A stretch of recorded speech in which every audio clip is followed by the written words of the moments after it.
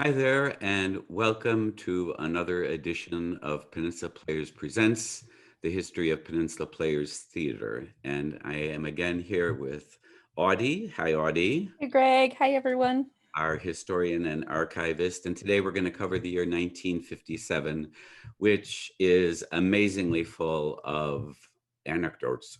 Yeah, yes, Um, it is. And before we get started on it, I just wanted to point out that I replaced the picture of the old theater, which was hanging here. A friend of ours, Joe Faust, a Peninsula Players alumni that many people know, has been painting over this winter. And that says love and be loved, which Oh, is the players' motto, which is yes, lovely. it is. It So is. we left you last time in 1956, which was a very rainy summer, which of Yeah. course compelled Caroline to push for the all-weather pavilion. And because of that, business was down some. Caroline and Rodion Rathbone were working on show trains and boats, which will come up again. And then as we go into 1957, a sad event early on February 26th of 57, Dr. Maurice Neeson passed away at the early age of 60, who was head of the Goodman theater program and the Goodman School of Drama and had been working at the Players for a number of seasons. And was the mentor of a lot of the actors and the company members of the Hmm. time as well. Yes. And so as we were going into into the winter and spring of 56 and 57, Rodion Rathbone, Caroline's husband, is writing some travel articles, right? He is. He's writing some travel articles for the newspaper in Chicago, and he kind of highlights and features visits to Notre Dame and the river in Paris, as well as what it's like to ride in the third carriage of a train and in England, as well as visiting Greece. So he's doing some of that. Yes, and he's a pilot for TWA, so he's flying all over the world. It's the life he's used to. Yes. And again, as we go into the spring, they're working on show trains. There's one in April.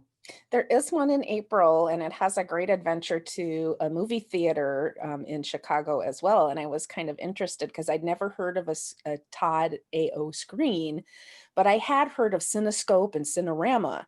But it was a specific movie screen in that that was 55 feet long and curved, what we would think of like an IMAX type of screen.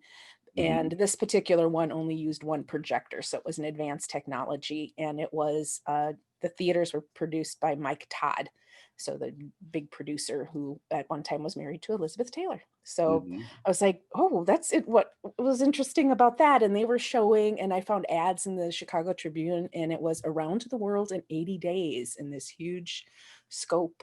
And I think it ran all summer in Chicago as well. So And they also saw, am I correct, the Nutcracker? yes, yeah, the Nutcracker Ballet was performed. The New York ballet company was in Chicago performing, so they went on that adventure in April.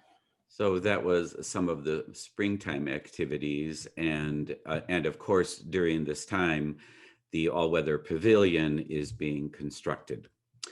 And we just wanted to mention briefly some of the stuff that was going on in the world and in the nation, primarily because it does indeed affect what happens with Peninsula Players.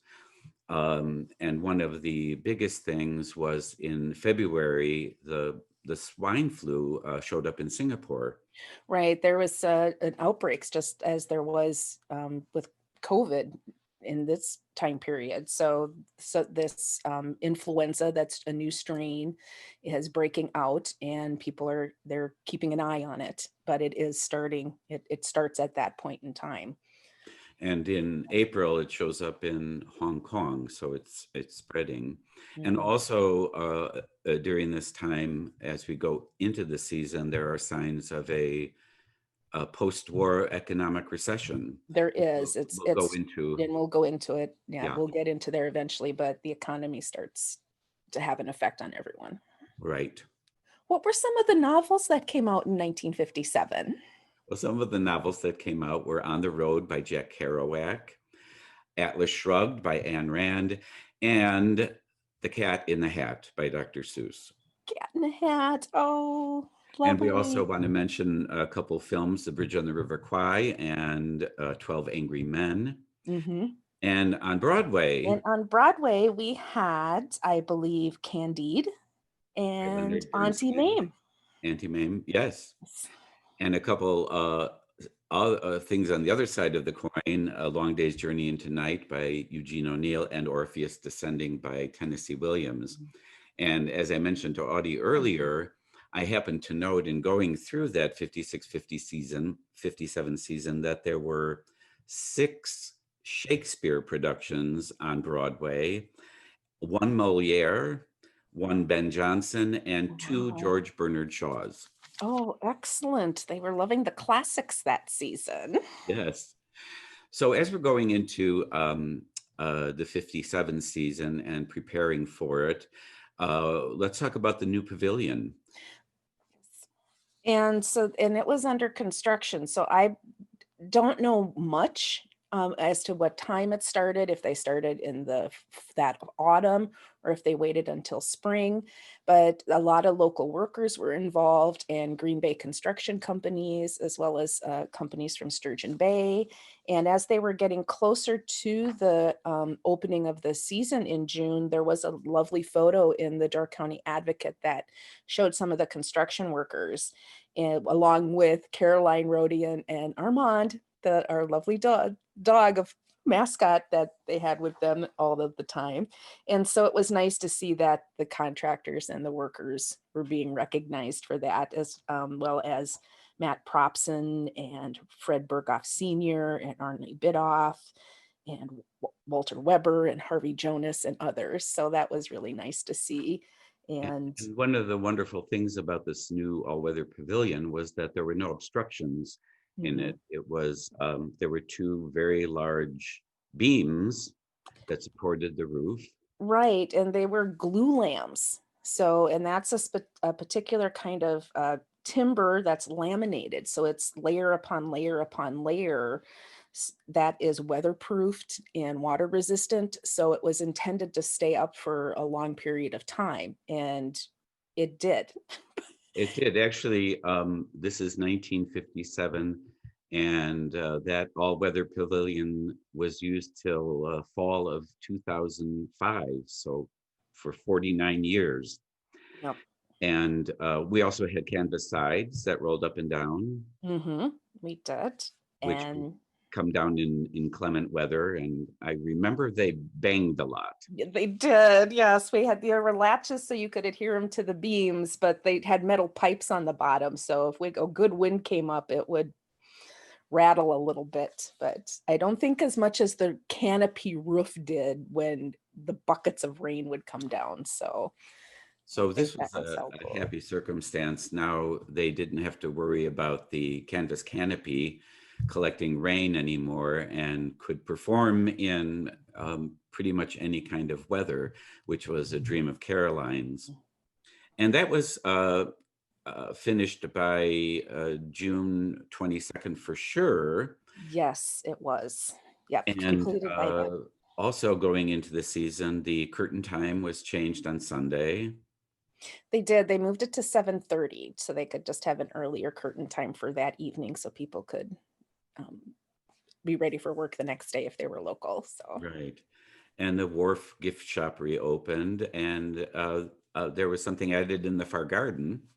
there was a reflection pond. So once upon a time, we had a nice stone pond out there, and that was added, and it was a nice feature for the far garden. Yes. And in terms of some of the people that were coming back, Milton Kalyan returned, and who you may remember before, as we mentioned, that he was a dietitian who spoke to the company at times Mhm. about nutrition. Nutrition. Exactly. And he had started several seasons ago just wanting to learn more about theater. Well, he had gone to Florida, but this season he's returning from California to participate in the season, where he has become involved now with the Pasadena Playhouse and Mhm. had been cast in a production of Romeo and Juliet. So it was really fascinating to see his growth. And one of the things we also want to mention too about him now is that the radio program he hosted during this coming season. He did. So every Saturday morning on WDOR, he would go down and have a conversation to let chat up and tell people what's going on at the Players this week and what's going to be going on next week, and kind of conversations in that respect. So Nice. And another addition that was advertised this summer was Rosa Dooley on art classes. Rosa was an art teacher in Chicago, and she was summering up in Ephraim for the summer, and she volunteered to do art classes on property. And knowing Caroline and her love of the arts, supported that idea. So they had a time set aside on certain days in the afternoons for children to come down and do some art. Nice. And another addition to the company this year was a new cook. There was a new cook, and that was exciting because Mama has retired from the kitchen. So Vivian Fairchild joined the staff, and she supervised all of the meals and prepared everything for the company of 40, that at height, 40 people. So, and And we we know all, that's a task. That is one of the mainstays of our company is our cook. yes. So, And she ends up playing an even more important role later on when we mhm. get ahead. Also, Rolf Forsberg was involved this year. Yes, Caroline's busy with the show trains, and Jim McKenzie's off somewhere, and Leo's on Broadway. He's performing in Inherit the Wind, so she doesn't have an assistant to help her get things lined up.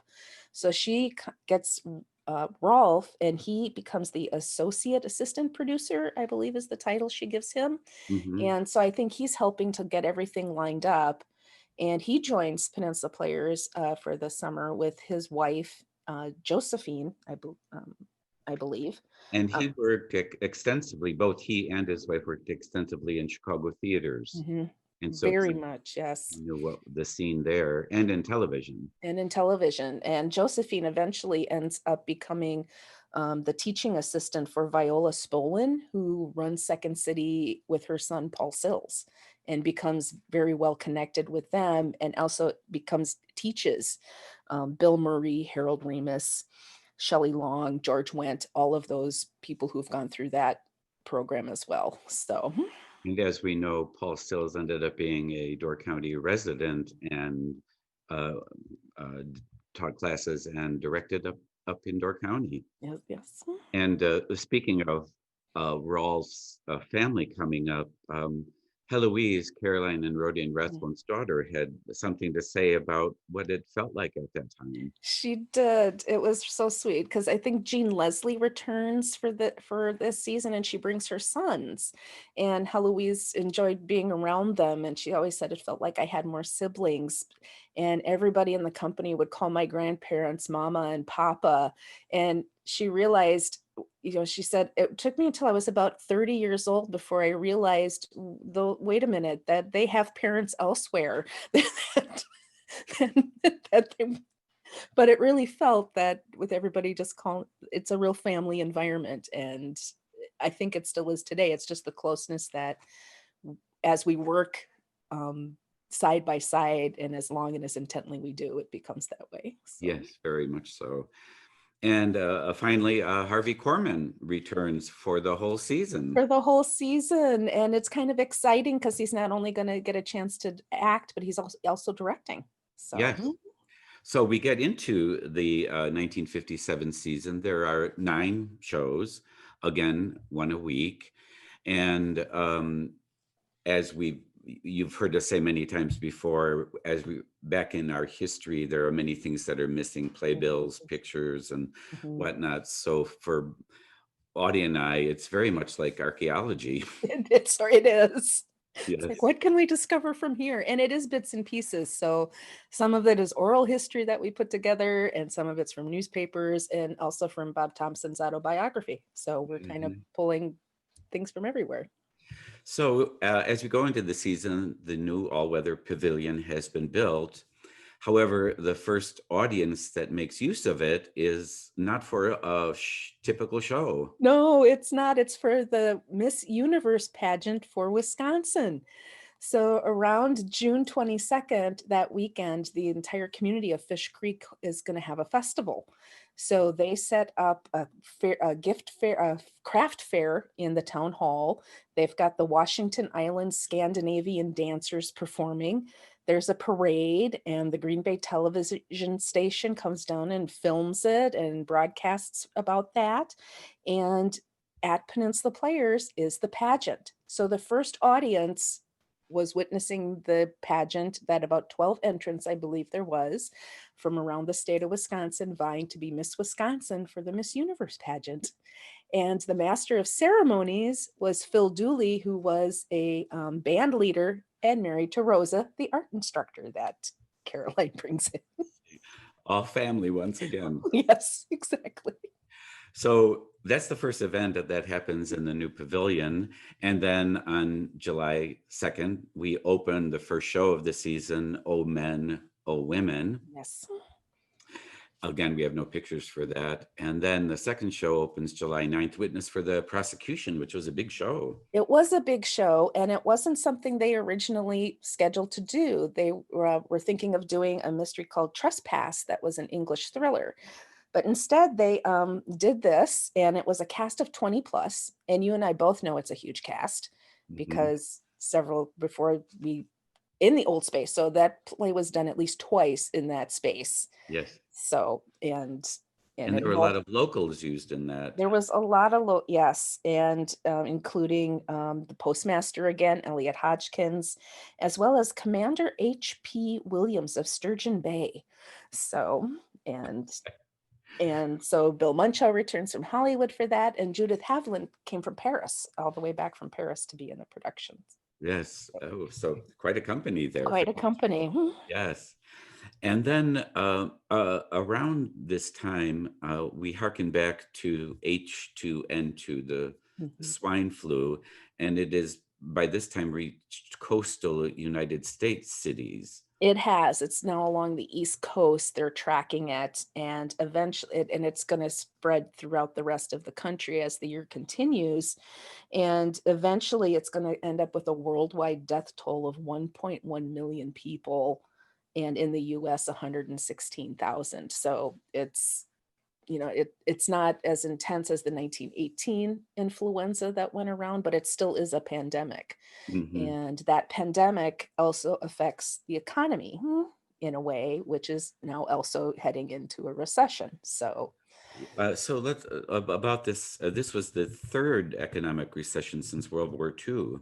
Right. Yes. And there's GIs are coming back. And so when the first one, like 48, 49 was GIs looking for work. And then there was another one in 53 that was a little smaller, but this one takes on a little longer process, and it's going to continue on into 1958. So it's just kind of getting geared up right now.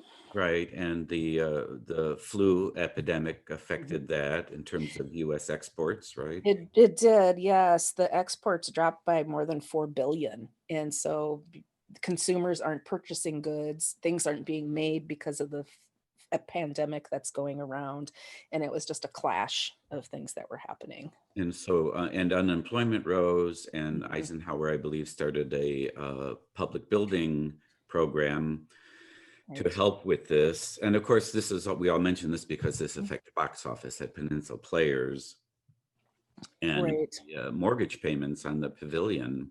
Right. It's right. And so in the construction process, Caroline started the stock sale in 1953. And the construction happened in 57. So between that time, she had set aside these funds, but building materials, the cost has increased, the labor costs have increased. And so there's additional funds that need to be poured into this project. And Caroline wanted to get a 20-year mortgage from the Bank of Sturgeon Bay, but she's the board president and she has a board that that works with her. And this is a business still. This is not a 501c3 nonprofit, so it's a business venture. And so Caroline is convinced by the board members that they should be the ones to go to the bank to negotiate the loan. And she wanted a 20-year mortgage. But what the members of the board come back with is a 3-year mortgage. And these are memories that Heloise has recorded for us, is how I gathered this information. So she's now struggling to figure out how to make those mortgage payments.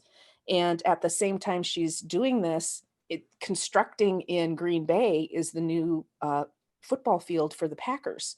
So they're also under a major construction at the same time that this is also under construction. So you can look at the equivalents. When I saw the numbers, it was $35,000 is what was reported in 1957 for the construction cost of the all-weather pavilion, which today, 330,000, I believe, is what it would be today.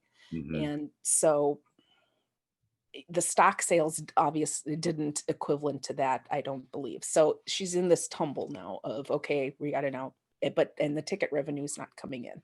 So we will again get into that later, because that has a rather drastic effect on the theater in the next year or two.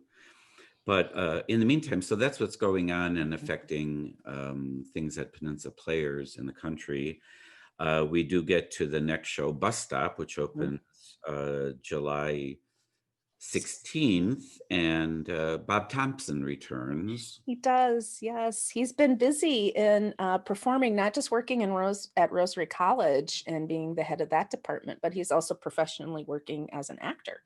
And he has just returned from doing the same production, Bus Stop, at the Hinsdale Summer Stock Theater in Illinois, that's run by Sidney Blackmere, who's also a professional actor and who also, he's in 2 movies that summer. So in addition to running the summer stock company, he also appeared in Tammy and the Bachelor and with Debbie Reynolds, and also a film called Accused for Murder. So he's a veteran performer, and Bus Stop in the state of Wisconsin is also being shown at 2 other summer theaters. So there's there's a Court Theater in Beloit and Stage Players Guild at Ripon. So they're not professional companies, but what that shows is that in the country there and across the nation, there are more arts programs in the summer. There's more theaters, there's music festivals, and the New York Times even runs this nice feature ad, kind of a display map of features that has the music festival at Peninsula Players and Fish Creek featured, I should say, the Peninsula Music Festival.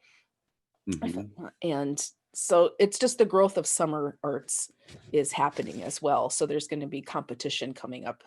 Indeed, which has continued to this day. Yes. After Bus Stop, we have a play called Janice, which opened July 23rd, a romantic comedy.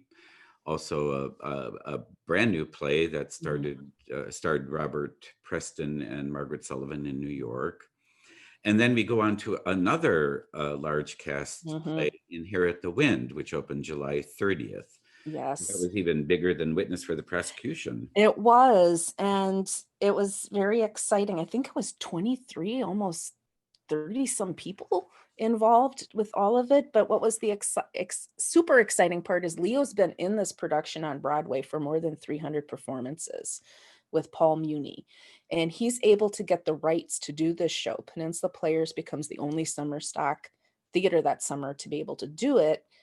And partially they weren't releasing the rights because of the large cast, because of the multiple scene changes. They didn't think it was a venture that stock companies could do in such a short time span, but Peninsula Players pulled it off.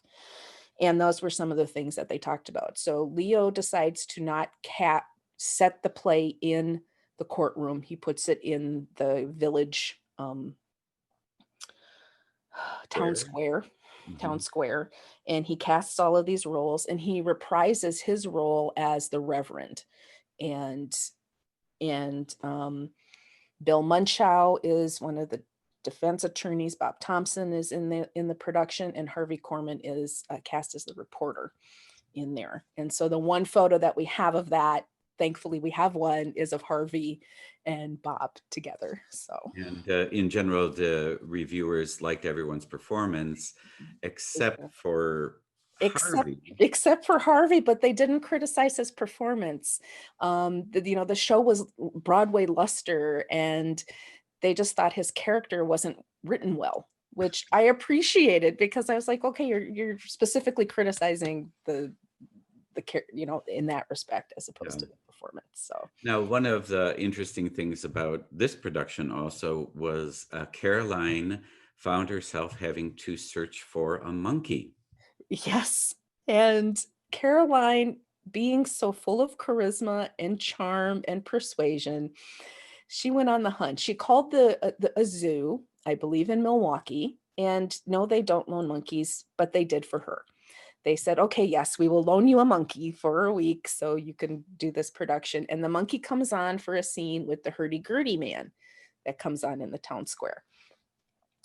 So, but 3 days before she was supposed to go get the monkey, it passed away. So now she's scrambling for this monkey. And these are now stories that are combined between news articles I've read and conversations with Margaret Thompson about the monkey. So, but she does get one. She does get one.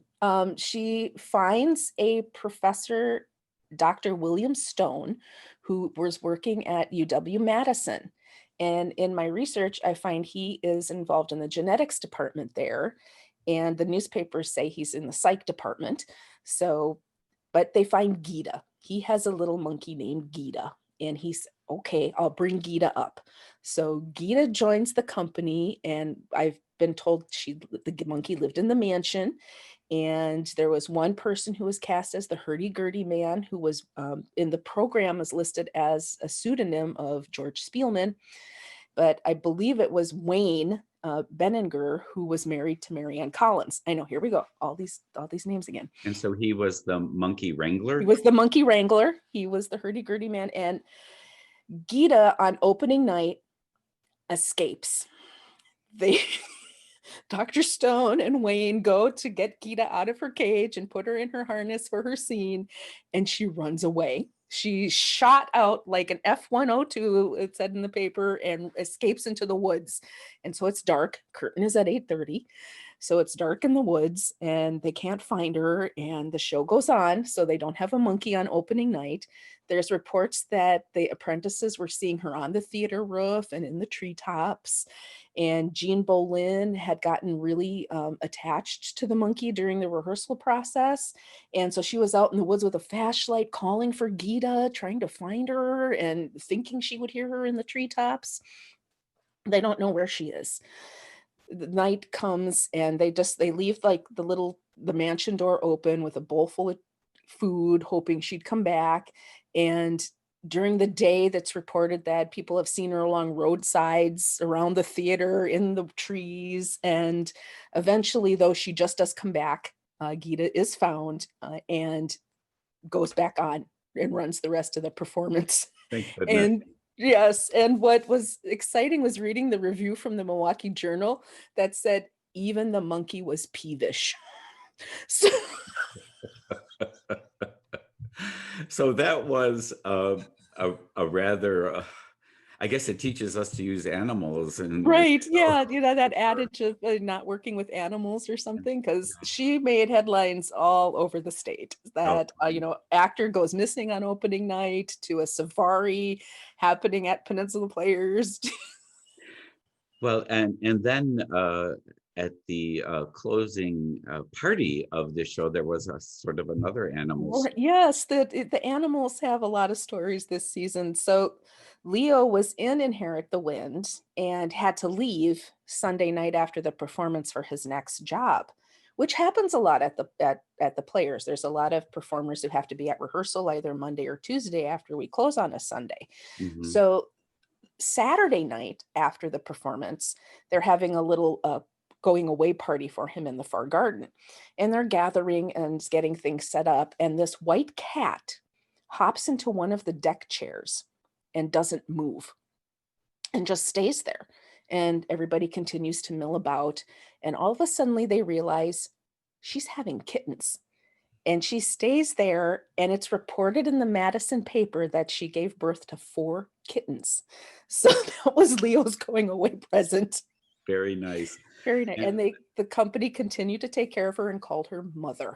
Mother reappears a little Mother, bit later. yes. Yes. And now around this time, August 5th, Mhm. which is the day off, something premieres on television. It American Bandstand. So this classic music program starts and spends through the next 30 years entertaining the youth of today.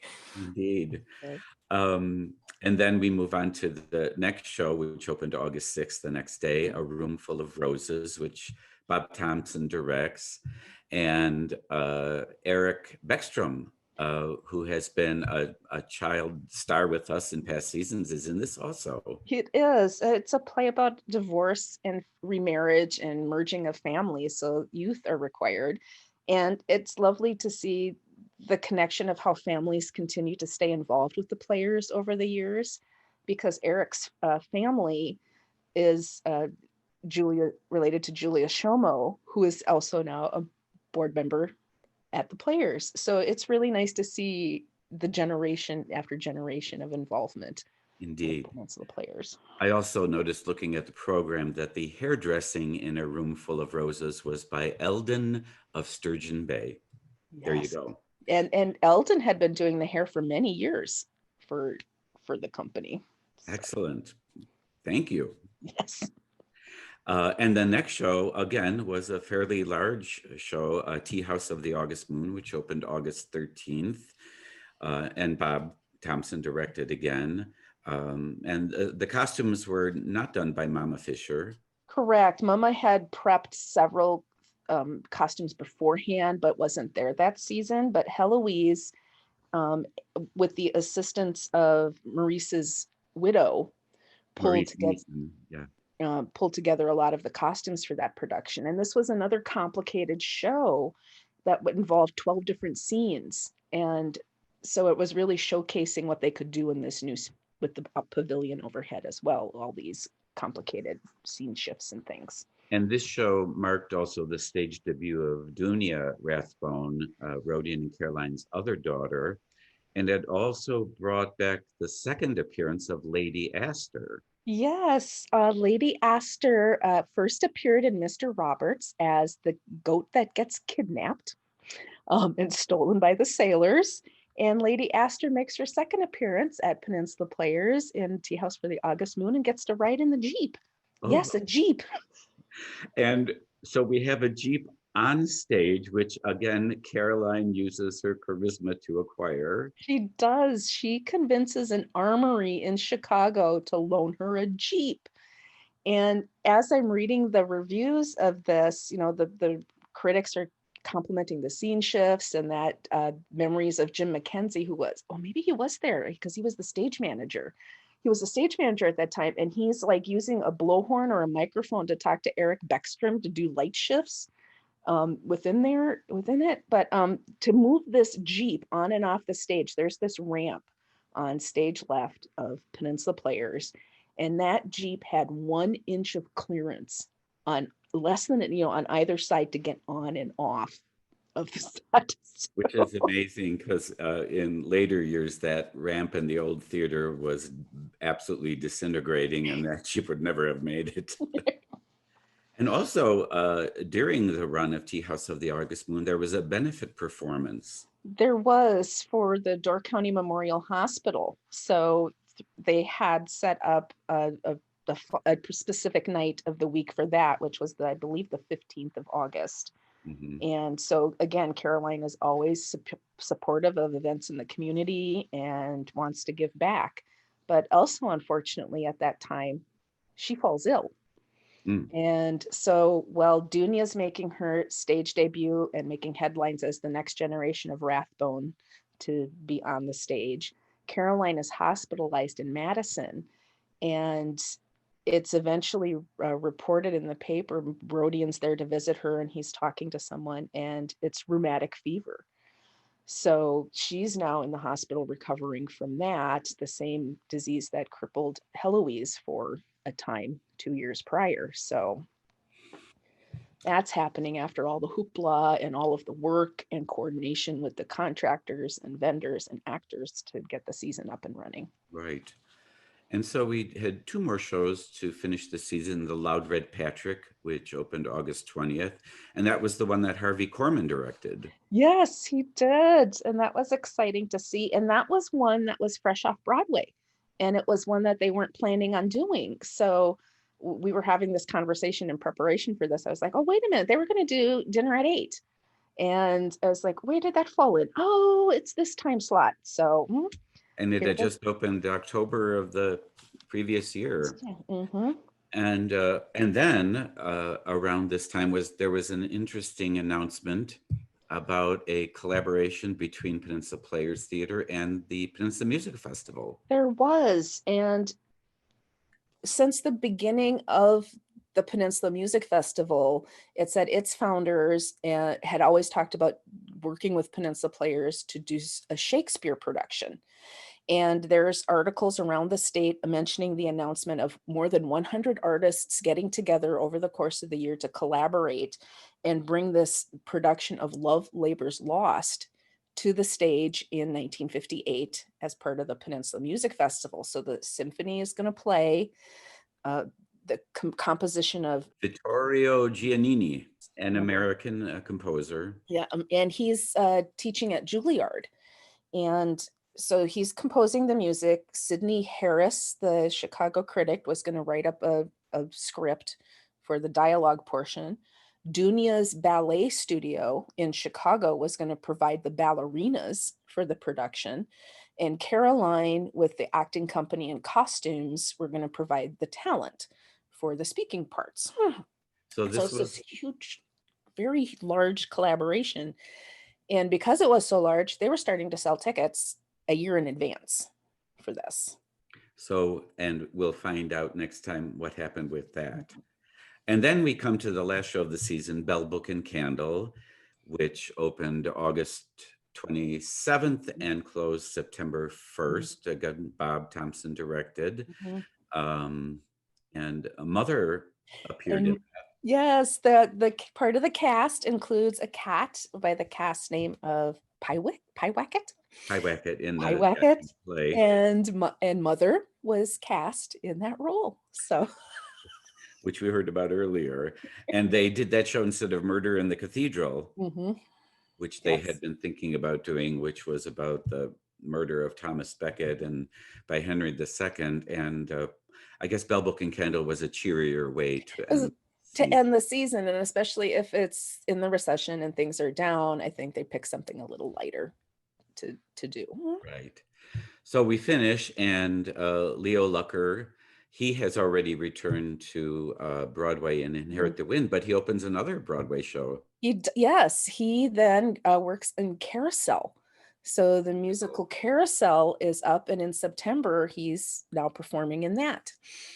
And also in September, you had earlier mentioned that on September 29th, the Packers play their first game in their new city stadium. In the new stadium to 32,000, more than 32,000 fans. So just the increase of that. So it's an exciting thing for the state. And they beat the Bears. And they beat the Bears, yes. I wasn't going to mention that. And also, so after the season was over, the Rathbones, they moved to Chicago. They returned to Chicago, and there's this lovely article I found featuring Rodian and his mother. And they're running the Wharf Gift Shop in Chicago and then living in an apartment up above. And Armand at 1702 North Wells in Chicago. And Armand, the dog, is also a greeter. So he continues to be a mascot.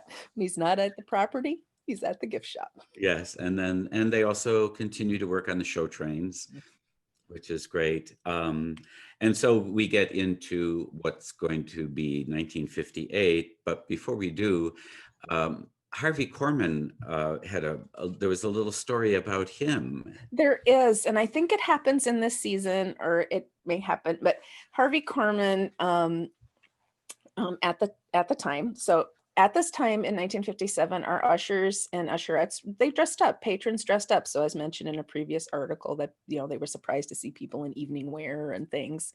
Well, the ushers dressed the same way. And so one of our volunteer ushers was Christine Turney. And she's a young teen at this time, but she didn't have a way home after a show one night. And so Harvey offers to drive her home.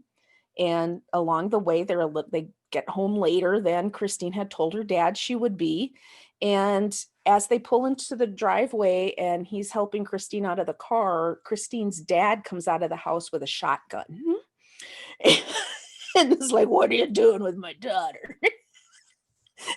And Harvey just scampers back into the car and runs back to the Players. And that was you the can, last season that Harvey was at the Players. I think so, yes. Well, we know he survived. Yes, yes, Yes, he did. indeed. Well, on that note, we will finish 1957, and we will see you next time as we talk about 1958 into 59. Thanks for being here, and we'll see you then.